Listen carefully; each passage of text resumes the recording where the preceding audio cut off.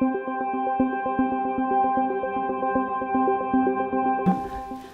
I'm Susan Carney. I'm a local artist here in Southern Maryland, and welcome to my studio.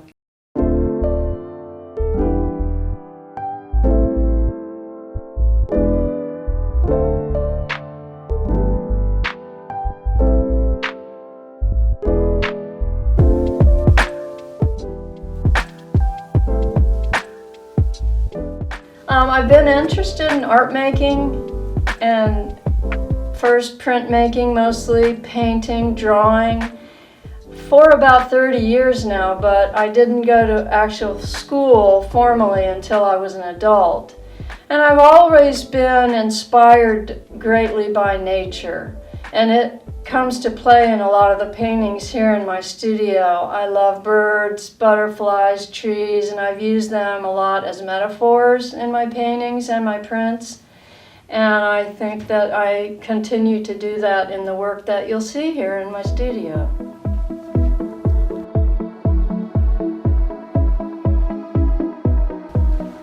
Today I'd like to show you some of my paintings and my inspiration and how my work is changing. And I think I'll start with this painting I'm standing in front of, which is part of what I call my water paintings. And it's a big series I did when I first moved here 5 years ago that are sort of like a map. And this particular painting is Newtown Neck State Park. And it's collage. This part is collaged, and then this part is dripped paint. And it is inspired by also my research that I've done since I've lived here into the Native American history here. And I call this painting Monadnock because the Indians that lived at Newtown Neck were the Monadnock.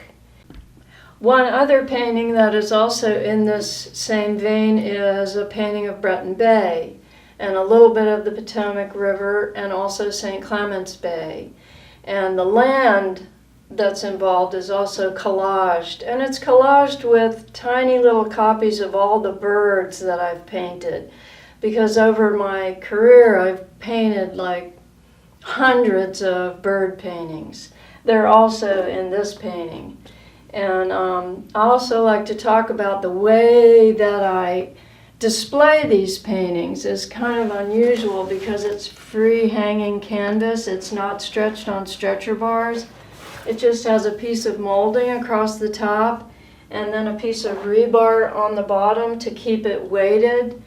And so to move it around and hang it's very easy. I just roll it up and then hang it wherever I want, and I've been lucky. I've sold quite a few, and I have one also another one of St. Mary's River that's hanging in the Greenbelt U.S. District Courthouse right now until the end of January.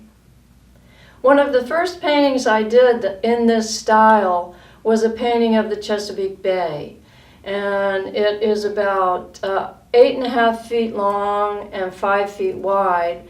And it includes pretty much all the rivers, all the watershed that goes into the Chesapeake Bay. And it is hanging in the lobby of the Inn of Leonardtown. When they renovated it several years back, they bought that painting to hang in there. And then they also looked at some of my other work and used it for the rooms. So they've used digital images, and they're in all the rooms of the hotel.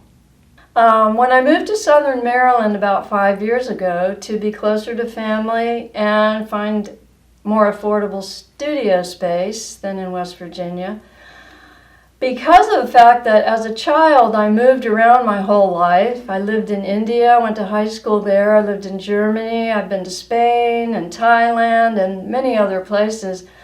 I'm a very curious person about places and about history of places.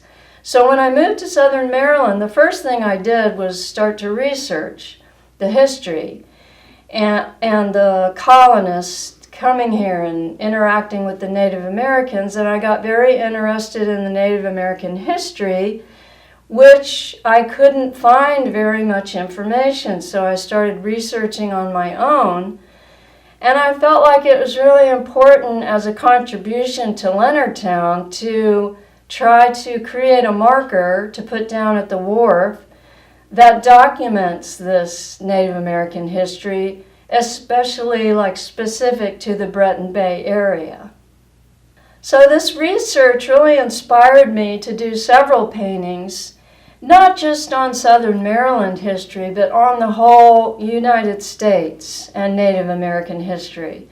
And this painting and the other painting was to try to document, and I tried to create it in sort of a woven style, so there's words going up and down and across.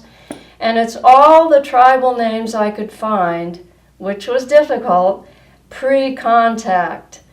And all the stories I came across, just very, very interesting stories that propelled me further and further into this research. And on the bigger painting with the water, I also decided to paint on top of that what I call a power maiden, because it sort of bridges my transition from the Native American work to work featuring women and powerful women, which is kind of what I'm focusing on now. While I was doing the research and the work on the Native American history, all of a sudden I just decided I needed to do something that wasn't quite as serious and heavy. And I thought, which is really kind of strange for me, I was like, I want to do a giant abstract painting, which I'd never done, and just color and just shapes and no message, no heavy backstory. So I did several giant abstract paintings, and then a little over a year ago I took a workshop with a painter down in Florida, Juliette Belmonte, and she paints in this style where she works with portraiture, but she incorporates an abstractness to them and uses collage, which is something I've always loved. So I started to merge my love of the abstract into portraiture, which I also had never done before.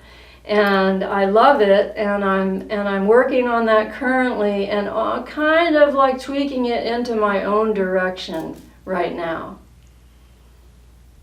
So I'm using my love of the portraiture combined with abstract painting now in a new medium, which is oil paint, which I love. The other paintings are acrylic with collage, which I also love. So for this new painting portrait, and I try to keep the face part of it realistic. And then other than that, I kind of just let myself go and use my abstract love. So I'm going to show you how my process a little bit. Sometimes I use a palette knife. Sometimes I use a brush. I go back and forth between large brushes, small brushes. Not on the face, obviously, but right now I'm kind of working down in this area, trying to just get the first layer of paint on. And oil paint dries very slowly, so this upper part I'm going to let it dry. I can't do it now. And then I'll go over it with maybe a completely different color. I don't know yet. It's all sort of intuitive, other than wanting the toys to be primary colors, so yellow, red, and blue. But down here, what I was trying to do was to bring some of this dark brown that's in his hair down into this lower part, so I get some balance and some harmony. I think that's something you have to think about a lot too when you're painting.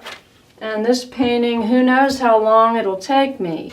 It's still obviously a work in progress, and I'll be painting behind this truck as soon as I finish with this kind of green, red, not being very specific about the color right now because I know that I'm going to be putting another layer on this.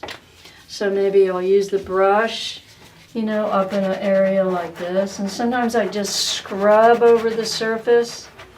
And sometimes I'll paint like more painterly strokes. And this part, this is from yesterday, is already a little bit dry, so it's not quite mixing in with the red. So what I will do now is kind of finish adding color here, and I'm going to add the brown here, but then I'm going to switch to a gray, which I haven't mixed yet. And then I'm going to try to make these areas here and right here just kind of reference railroad tracks, like toy railroad tracks with kids always like to play with.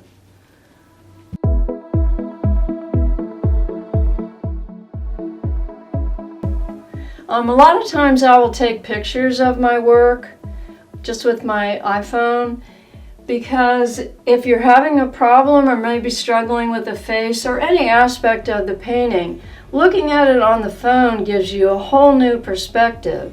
Another thing I'll do is turn a painting upside down, because then especially if it's a face and you're struggling, because when you look at it upside down, you're just looking at shapes and colors. You're not necessarily looking at eyes and nose. And even with, for example, with this painting, finding that balance, harmony of color really helps when you take a picture on the phone, because looking at it like that, you just see things that you could stand in front of it all day and not see. Thank you for coming by my studio and listening to a little bit of my process and inspiration. And my studio is right above the St. Mary's County Arts Council. Welcome anytime to visit. I'm usually here every day of the week from about 11 to 4-ish.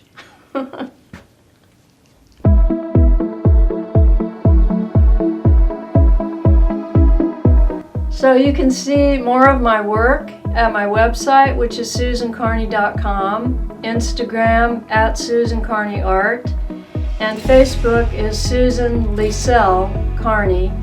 And I'd like to thank the Leonardtown Arts and Entertainment Spotlight for giving me a chance to talk about my work. Thank you.